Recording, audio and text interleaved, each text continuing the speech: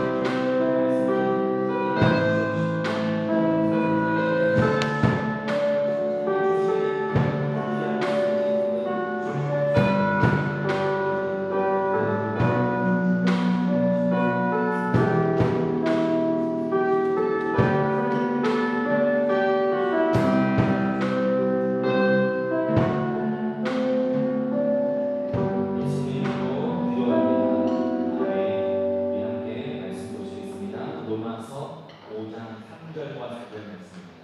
로마서 5장 3절 4절 말씀을 읽어드리겠습니다. 그뿐만 아니라 우리는 환난을 자랑합니다. 우리가 알기를 환난은 인내력을 낳고 인내력은 관련된 인격을 낳고 관련된 인격은 희망을 낳는 줄을 알고 있기 때문입니다. 아멘. 오늘 주일 오후 설교는요, 사도 바울의 두 번째 자랑거리에 관련해서 설교를 합니다.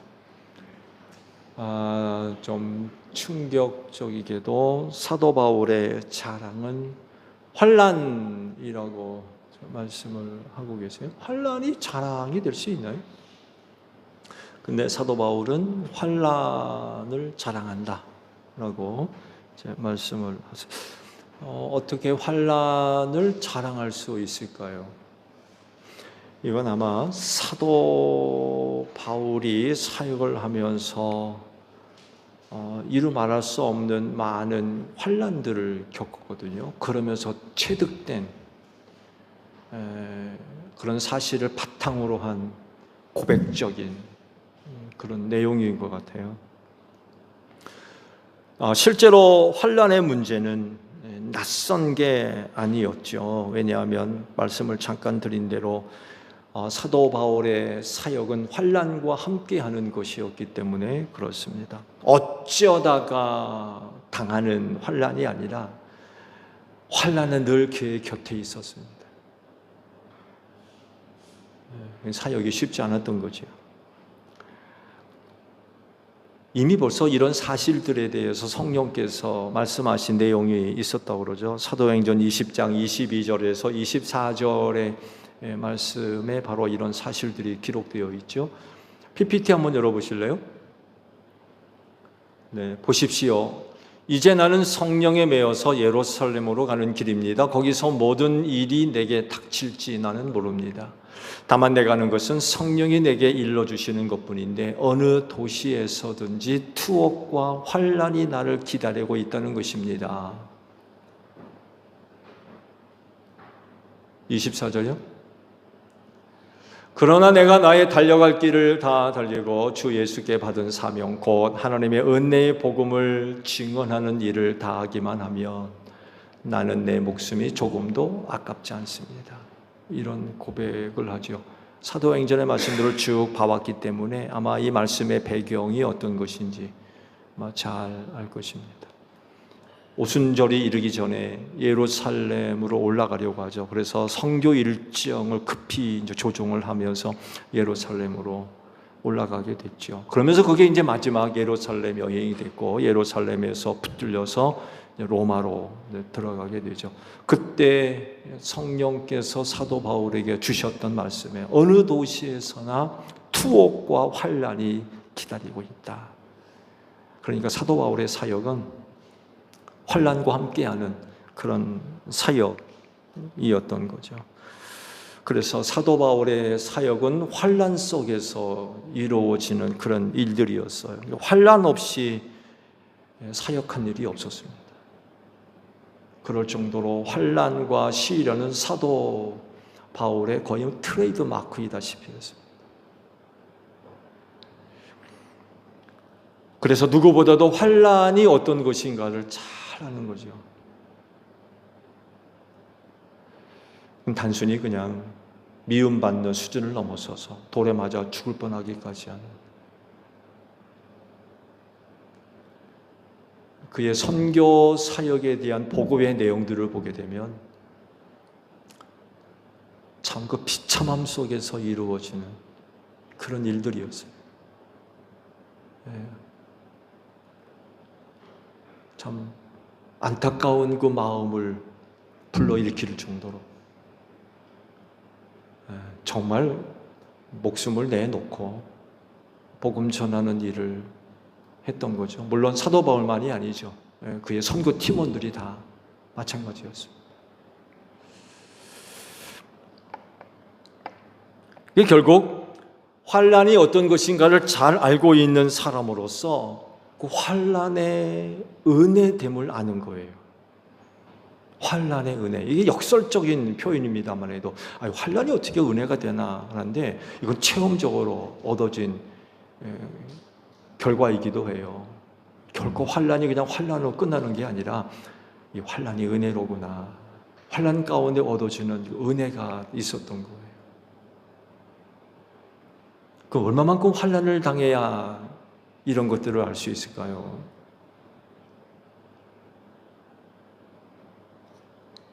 그러면 환난을 자랑하는 이유가 뭐라고 하고 계십니까? 결론적으로 그건 희망 때문이래요.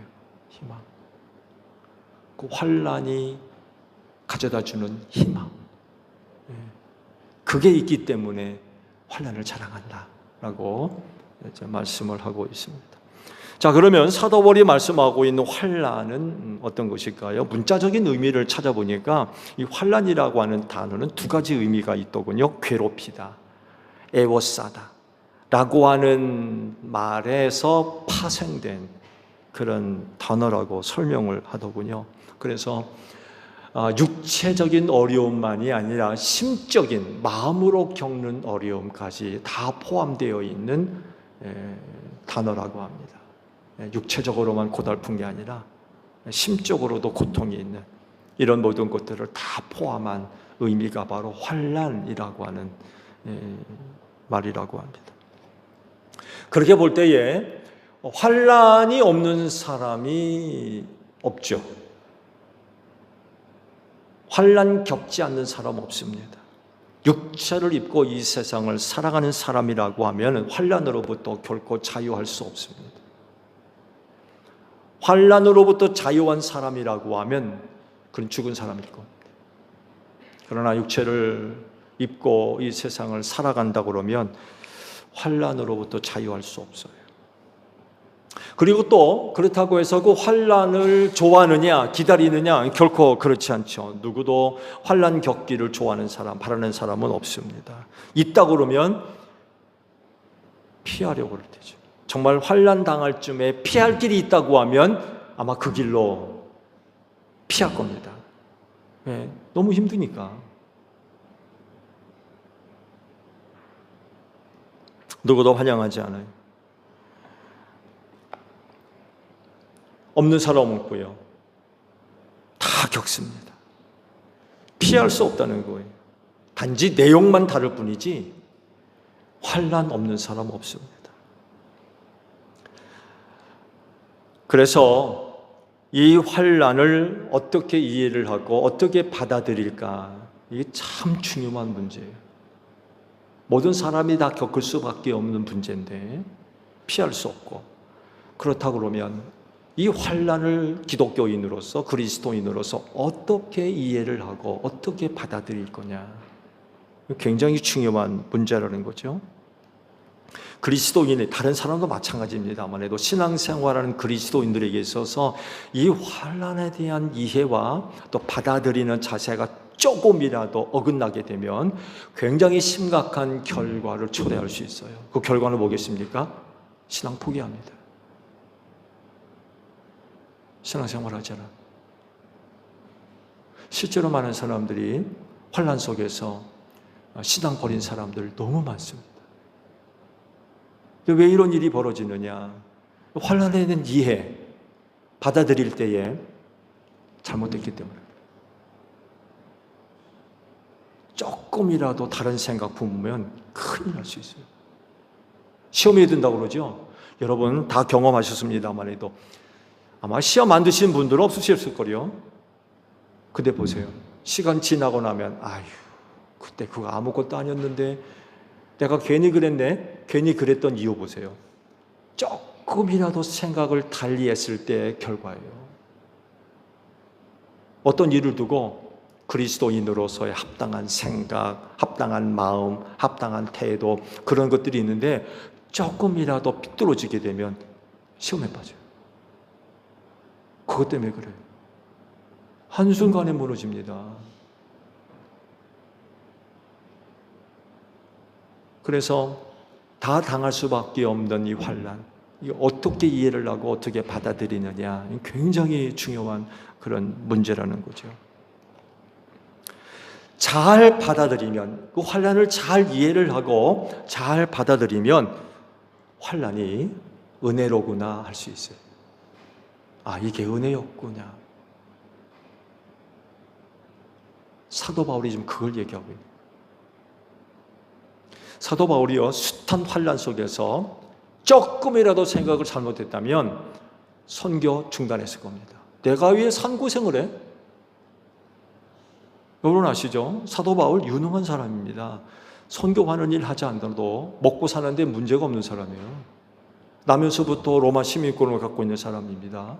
그의 부모가 당시 아시죠? 로마 시민권을 이방인들이 사는 데 있어서 조건이 몇 가지가 있어요. 첫 번째는 돈 주고 사는 겁니다. 돈 주고. 두 번째는 로마 제국에 기여를 한 사람들이에요. 이런 사람들이 로마 시민권을 얻을 수 있었거든요. 그러면 사도 바울이 태어나면서도 로마 시민권을 갖고 있었다고 그랬는데 그의 부모가 어떤 사람들이었길래 태어나면서부터 시민권을 갖고 있어요? 이거 생각하면 사도 바울, 우리가 생각하는 그 이상의 사람입니다. 근데 그런 사람이 뭐가 부족해가지고 생고생을 합니까? 생고생. 그러니까 고난을 당할 때, 환난 당할 때 조금이라도 잘못된 생각과 잘못된 마음을 품었으면 에이, 때려치자. 때려치자. 그럴 수 있다는 거죠. 근데 그는 끝까지 하거든요. 끝까지. 순교하기까지 끝까지 합니다. 환난에 대한 이해, 또 받아들일 때 그리스도 안에서 잘 받아들였다는 거죠. 많은 그리스도인들이 한 가지 착각하고 있는 그런 부분들이 있죠. 그건 다른 것이 아니라 예수 믿으면, 교회 다니면 복 받을 거라는 거예요. 만사형통. 사업 성공하고 출세하고 돈 많이 벌고 자녀들 잘 되고 취직 잘 되고.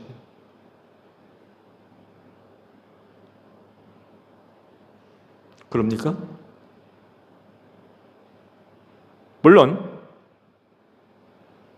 그런 분도 있어요. 정말 기적 같은 그런 그 은혜가 있을 수 있어요. 정말 하나님께서 베푸시는 특별한 은혜들이 나타날 수 있어요. 우리 주변에도 그런 분들 어렵지 않게 찾아볼 수 있고요. 또 많은 분들이 간증 속에서 그런 이야기를 듣기도 합니다. 성경에서도 많이 찾아볼 수 있죠. 창세기 26장 12절을 보게 되면 이삭에 관련된 말씀이 있어요. 이삭이 그 땅에서 농사를 지어서 그 해에 몇 배 수확이요? 안 보이세요? 몇 배 수확? 네, 100배. 현 장로님 농사 지으면서 100배 수확이 얼마만큼이에요? 가늠이 되세요?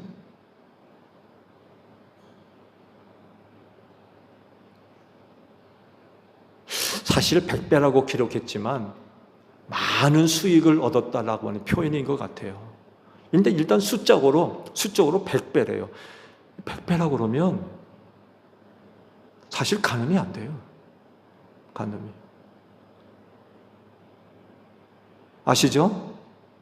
여러분, 이삭은 농사꾼이 아닙니다. 그건 전통적으로 목축업을 하는 사람들이에요. 목축업. 양떼 끌고 이리저리 떠돌아다니며 목축업을 하는 사람들입니다. 이런 사람들이 농사를 지으면 얼마나 잘 짓겠습니까? 그렇잖아요?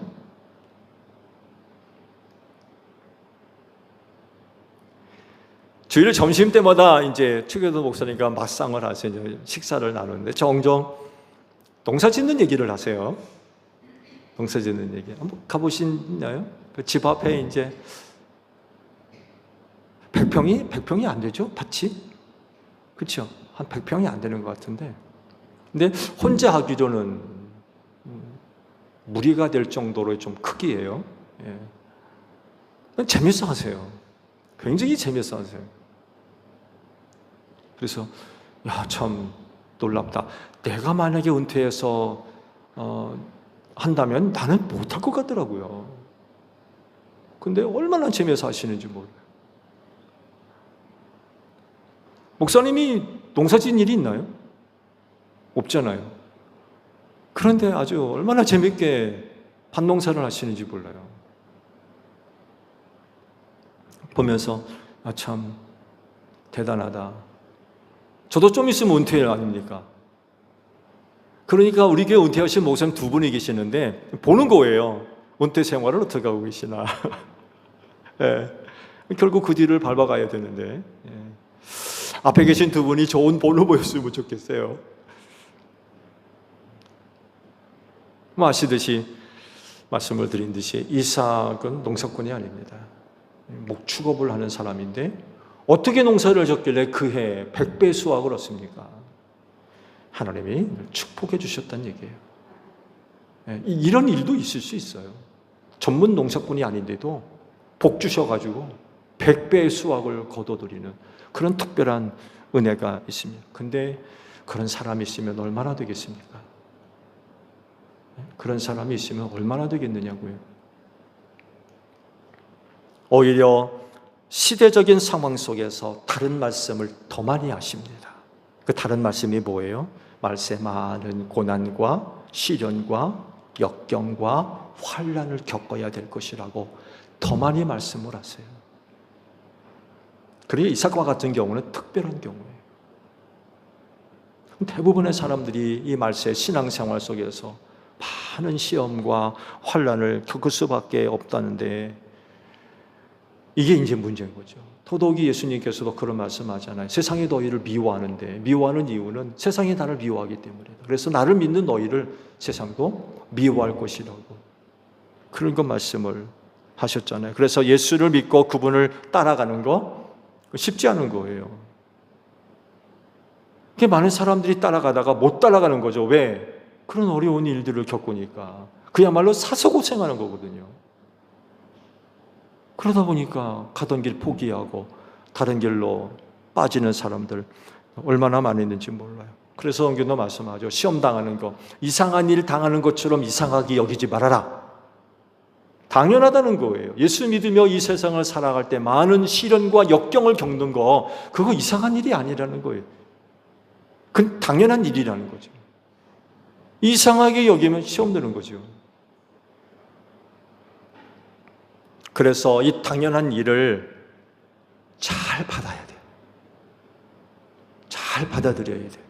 잘 겪어야 돼요. 이해 잘해야 됩니다. 어떻게 하면 그 환난을 당할 때 우리가 그리스도인으로서 바르게 잘 이해를 하고 받아들일 거냐라고 할 때에 몇 가지를 말씀하세요. 첫 번째, 인내를 말씀하세요. 인내. 환난 당할 때 인내해야 된다. 참으라는 거죠. 언제까지? 끝까지예요. 죽을 때까지.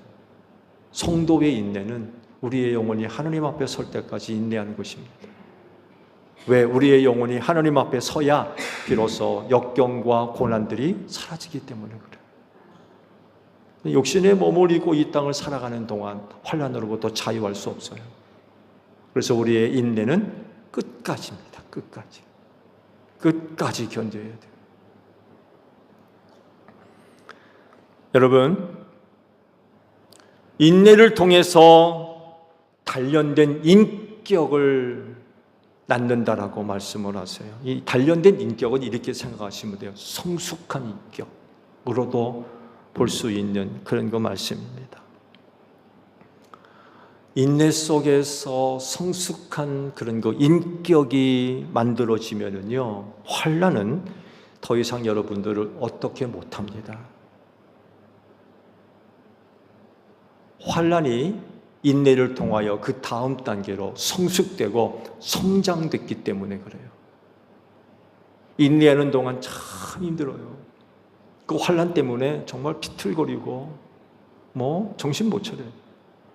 근데 인내를 통하여서 단련된 인격, 꼭 성숙된 인격이 만들어지면 환난은 더 이상 그를 어떻게 못해요.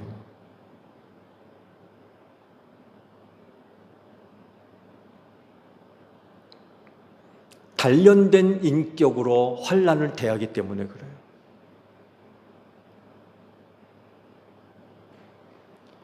즉, 한 사람이 인내를 통해서 단련된 인격을 갖게 되면 그 환난 때문에 쉽게 흔들리지 않습니다. 인내하는 동안은 비틀거려요.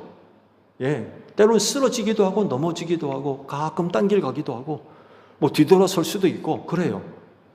인내하는 동안 힘드니까.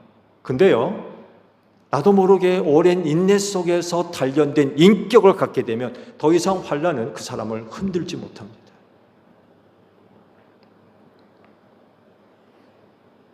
인내를 통하여서 만들어진 단련된 인격은요, 무너지지 않습니다. 변질되지 않습니다. 그리고 그런 역경을 통하여서 타락한 인간의 본성도 드러나지 않습니다.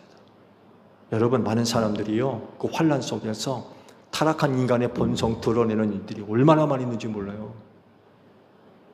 환난 때문에. 그런 줄 몰랐네. 그러는 거예요. 환난을 겪으니까 그 사람의 인간성이 다 드러나는 거예요. 그래서 참 옆에 있는 사람이 보기도 부끄러울 정도로 타락한 인간의 본성이 다 드러나요. 근데요, 단련된 인격을 갖게 되면 그런 거 전혀 보이지 않습니다.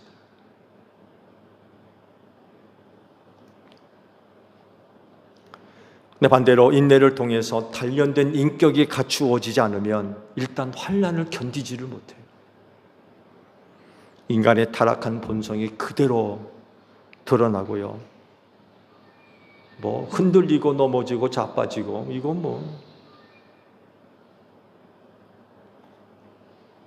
근데요, 그 인내를 통하여서 한 사람이 단련된 그런 그 인격을 낳는다고 할 때 한두 번의 환난으로 만들어지지는 않는 것 같아요. 그러면 얼마나 좋겠어요. 한두 번쯤으로 그 사람이 단련된 인격, 성숙한 인격을 그리스도인으로서 갖는다 그러면 참 감사하겠는데 그러지 않은 것 같아요. 한두 번 가지고는 단련된 인격이 만들어지지는 않는 것 같아요. 그래서 뭐가 필요한 거예요? 인내가 필요한 거예요. 그리스도인으로서 갖추어야 할 단련된 인격은 한두 번으로 만들어지는 게 아니에요. 많은 환난과 오랜 인내를 통하여서 만들어지는 것이 단련된 인격이라는 거예요. 웬만하면 흔들리지 않고 변하지 않고 꿋꿋한 거죠. 자기가 가야 할 신앙의 길, 맡겨진 사명, 직분 꿋꿋하게 감당해 나가는 모습, 한두 번 가지고 되는 게 아니라, 근데 이게 문제인 거예요. 이게 이 단련된 인격을 만들어지기까지가 문제인 거예요.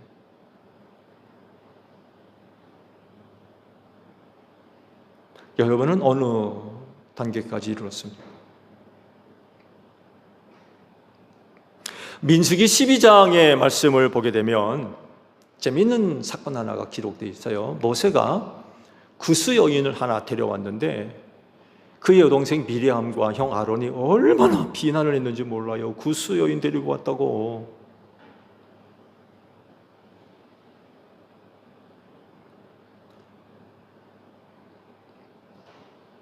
말씀 있죠? 볼까요? 모세가 구스 여인을 데리고 왔는데 미리암과 아론은 모세가 그 구스 여인을 아내로 맞았다고 해서 모세를 비방하였다. 주님께서 모세와만 말씀하셨느냐, 우리와도 말씀하지 않았느냐. 그들이 이렇게 말하는 것을 주님께서 들으셨다. 다음 절이요. 모세로 말하자면 땅 위에 사는 모든 사람 가운데 가장 겸손한 사람이다 라고 당시 상황을 설명을 합니다. 근데 그런 그 비난에 대해서 모세가 보여줬던 태도를 이렇게 설명하신 거죠. 가장 겸손한. 근데요, 새 번역은 이렇게 번역을 했는데 개역 성경을 보게 되면 이 가장 겸손한 사람을 이렇게 설명을 해놨어요. 번역을 해놨어요. 온유한 사람이었다. 온유한 사람이었다.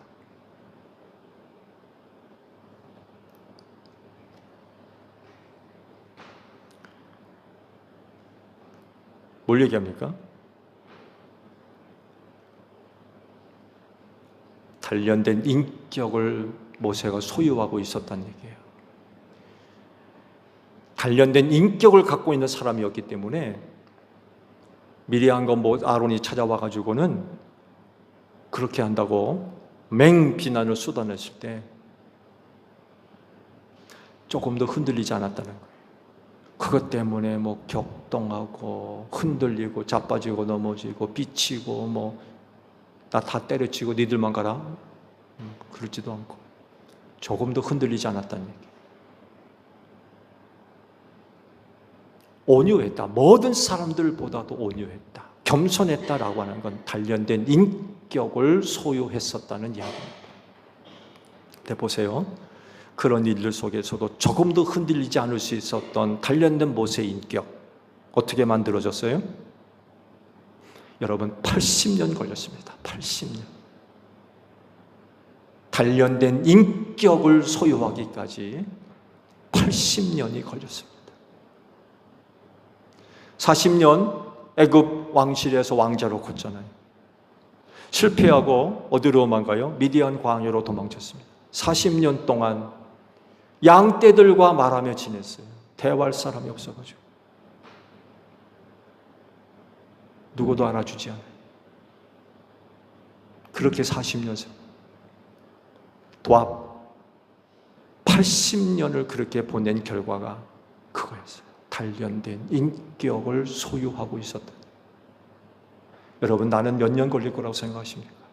몇 년? 몇 년 만에 단련된 인격을 소유할 수 있을 것이라고 생각하세요? 쉽지가 않은 거예요. 한두 번이요? 천만의 말씀. 많은 환란이 있어야 되고요. 오랜 동안 인내해야 됩니다. 그래야 비로소 단련된 인격을 가질 수 있고, 단련된 인격으로 인하여서 환란 조금 더 흔들리지 않아요. 어떤 환란이 와도 조금 더 변질되지 않아요. 타락한 인성 조금 더 보여지지 않아요. 꿋꿋하게 하나님 앞에 선다는 거죠.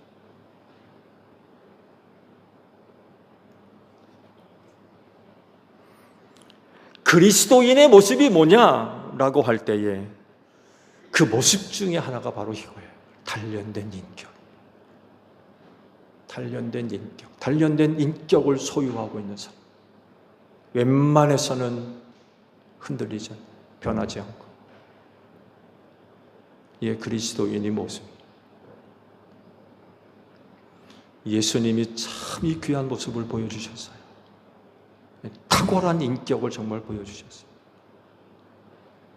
사람으로 오셔서 그 숱한 수치와 모멸과 천대와 핍박과 고난 속에서도 조금도 흔들리지 않으셨어요.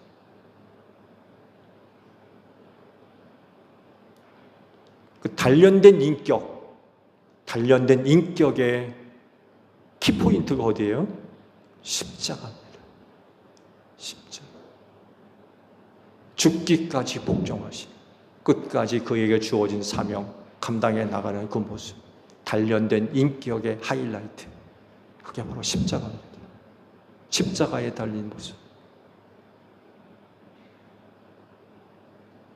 우리가 이런 분을 믿고 이런 분을 따라간다고 그러면 여기까지 가야 될 것 같아요. 여기까지.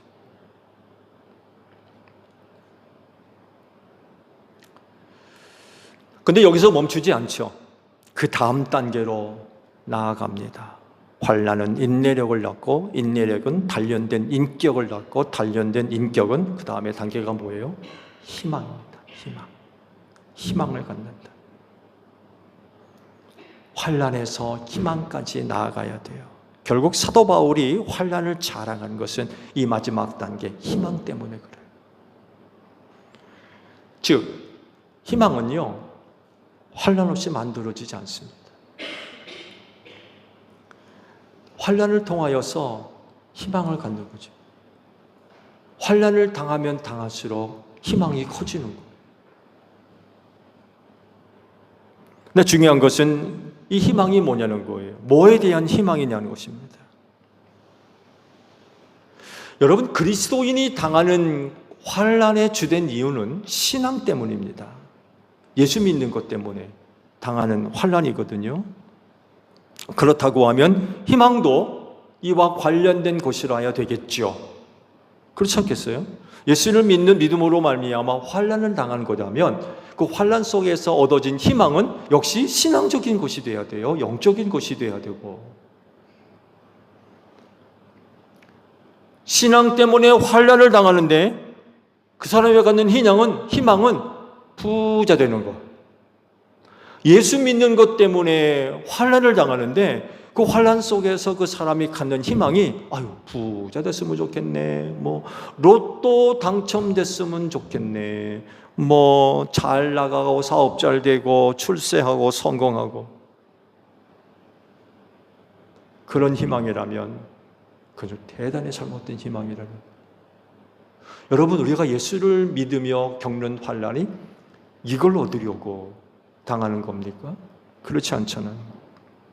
당연히 말씀을 드린 대로 신앙과 관련된 것이라야 돼요. 뭐겠어요? 하늘나라. 하늘나라.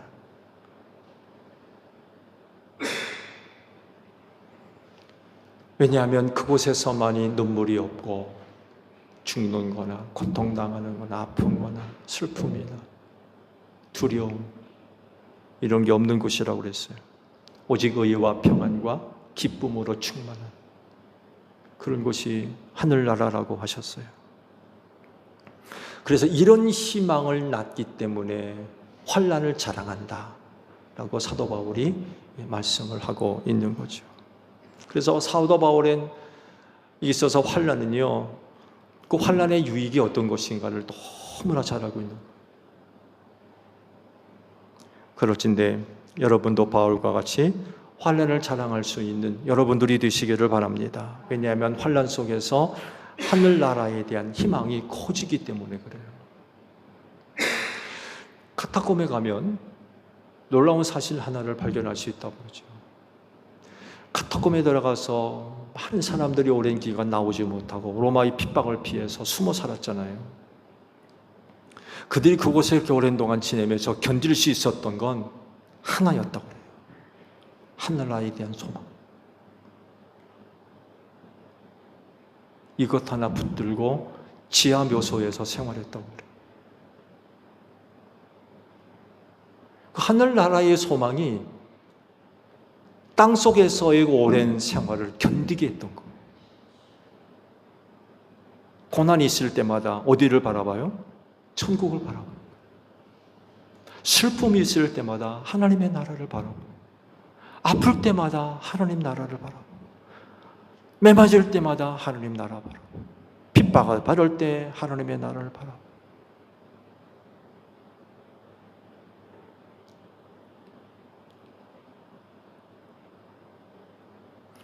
환난을 당하고 계십니까? 눈을 들어 하나님의 나라를 바라보시기 바랍니다. 거기에 놀라운 은혜가 기다리고 있어요. 지난번에 말씀을 드렸죠. 하나님이 오늘 우리에게 이런 말씀을 하신다는 거예요. 끝까지 견뎌라. 끝까지 견뎌라. 그러면 내가 너희를 위해 천치자리를 마련해 놓고 기다리고 있단다. 끝까지 견뎌라. 내가 너희를 위해 천치자리를 마련해 놓고 기다리고 있다.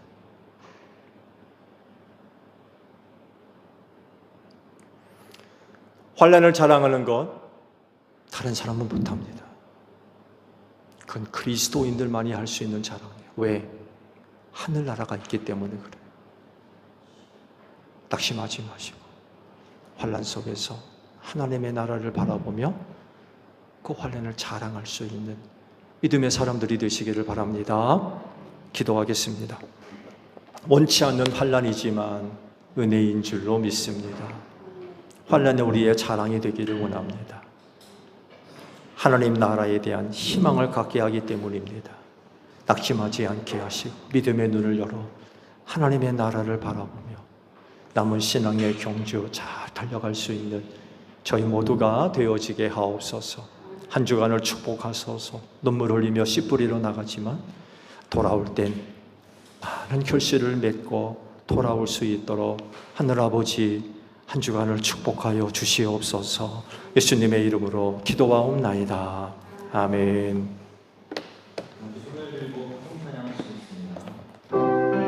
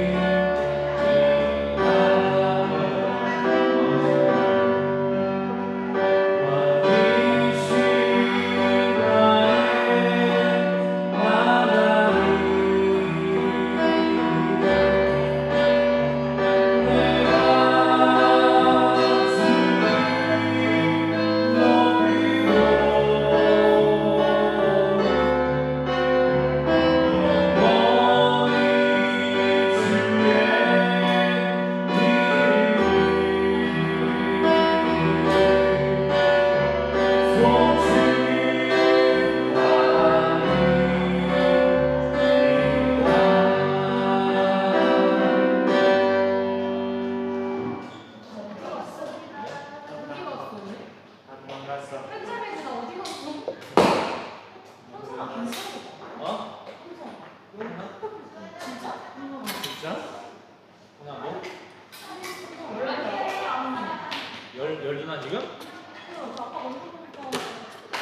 귀여워? 그래서 간 거야? 너무 엄청 안 해. 예, 또 어제부터 안 좋아하는데. 아이고, 나도 열심히 했는데 어제 전기 그랬 때문에. 근데 물놀이까지 갔으니. 어제 화학은 별로 안 좋아하는데. 아 근데 날씨가 전체적으로 깜깜했잖아요.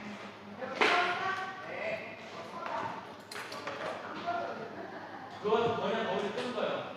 이거 폰을 꺼야 돼요. 그치 조용하지 그래도. 걔 요즘 안 해. 알았어.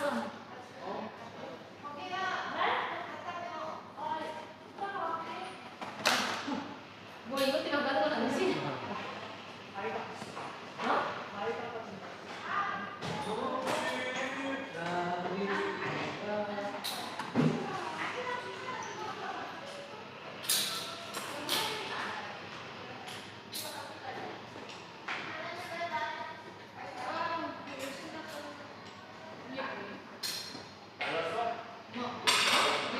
그거?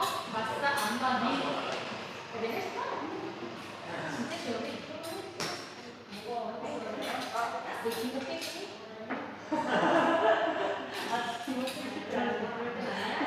기복 깬게 아주 생각이 들어. 이거 땡기고 큰일 났다. 아, 나 맨날 기복 땡기거든. 봐봐. 이거는 뭐지? 이거는? 이거는 빼요? 아니, 그럼 거기다. 땡겨요? 땡겨, 있잖아, 땡겨. 이거 올라가는 게 여기를 이렇게 잡고 이렇게 한번 눌러줘. 슈슈로. 이거 시켜도 될것 같아요.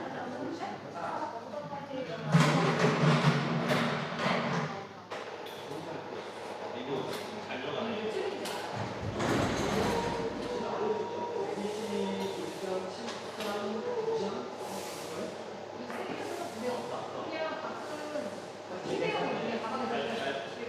힘이 잘 들어가네. 그쵸? 네. 그러니까요. 지금 출발하세요? 힘이 빡 들어가네. 같이 가요.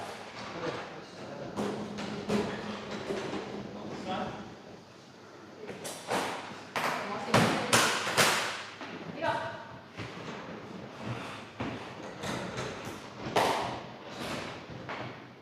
125, 126. 검사들의 노래가 하늘에서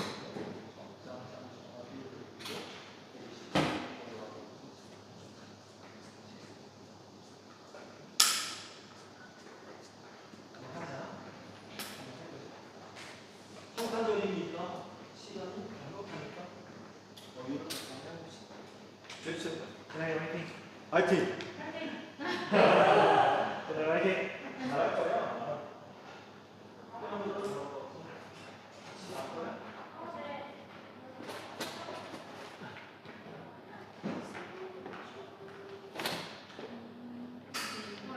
수기. 아.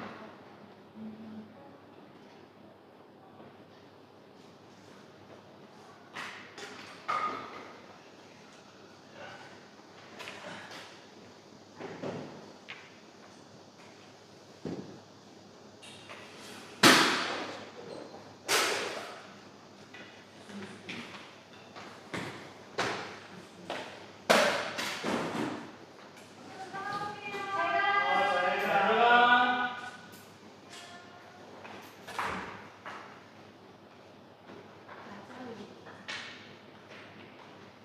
수고 많으셨습니다.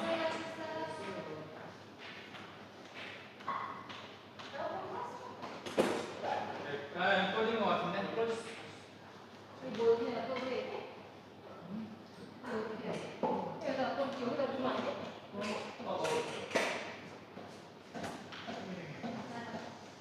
이거 아까 뭐 했는 거야?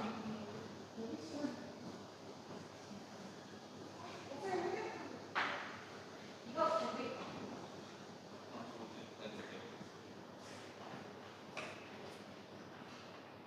아, 들어가고 있었어.